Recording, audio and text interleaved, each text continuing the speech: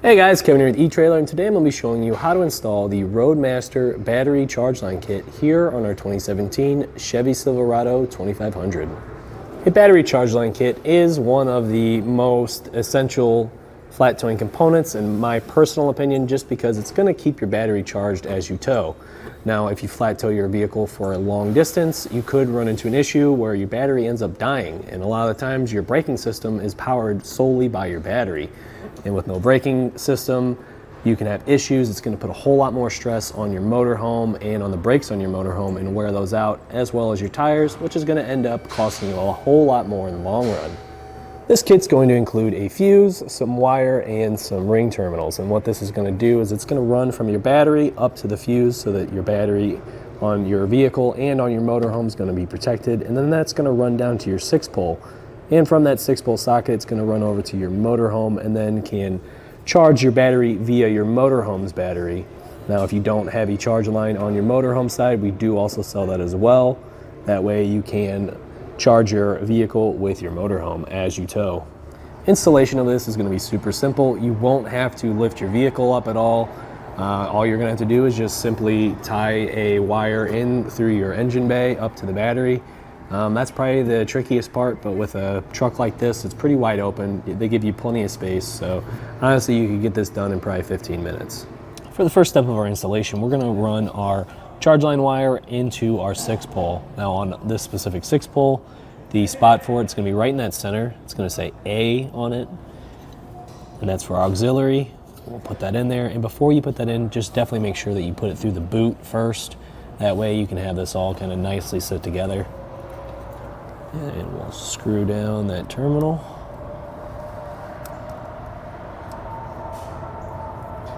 Make sure we get it nice and tight, and then we can spray some dielectric grease on there just to kind of keep it waterproof so that wire doesn't end up corroding. And we're just going to start tracing our wire in through where our 4-pole wiring is going through into our fascia. So I routed my wires straight up, and then I came up into this little plastic cover here and realized that this is probably just going to be the best location. There's really nothing in the way. It's not near any moving parts or anything that's going to generate heat. So I ran it down. I did have to extend it. They don't really give you quite enough wire, especially for a big truck like this. So I did hook on some extra wire that we had laying around using a heat shrink butt connector, just because this is kind of open to the elements. And then I just traced it along, and I zip tied it right here. There's a little metal bracket right here. It's got some holes in it, so I just shot a zip tie through it, and I ran it all the way over to our battery. Now, at our battery, we're going to have our fuse. On your fuse, you're going to see a copper post and a silver post. On the silver post, it's going to say aux, that's auxiliary. So that's what's actually going to be running to our battery, because that's basically our power out. On the other side, with our copper, it's got bat, and that is our power in. That's going to be that copper post. So from your motorhome, we're going to be hooking up to that. So that wire that we just ran from our 6-pole is going to connect to that. And then from our auxiliary out to our battery is going to be a separate piece of wire, which we can just cut off of the extra length that we have right now. So I'm going to go ahead and just mount this up. We've got plenty of room right here on the side. So I'll try and get my screw gun in there.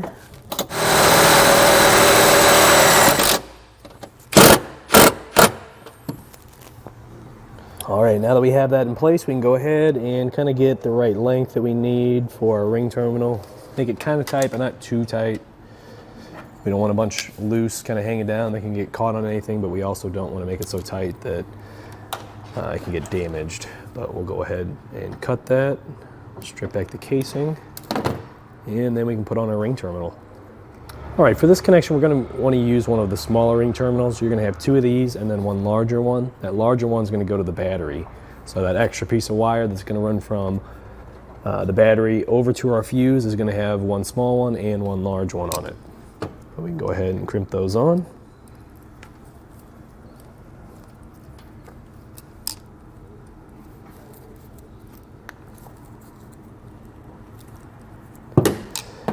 And then we can start making our connections. Now, when you do this, you do want to get your battery side first.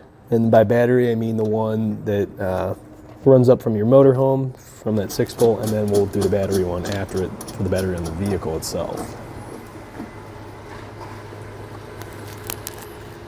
Then we can go ahead and take a socket wrench and tighten those down fully.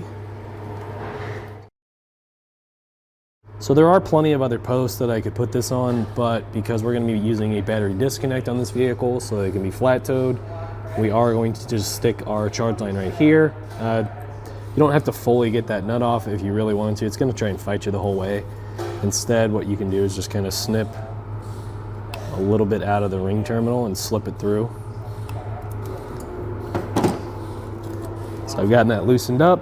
I'll just lift that up. There's a washer right there. I'm going to sneak it between the two. Now that I have it on there, we can go ahead and just tighten it down. Now that we have our connections made, we're all good to go. We can slap our battery cover back in place and we can flat tow.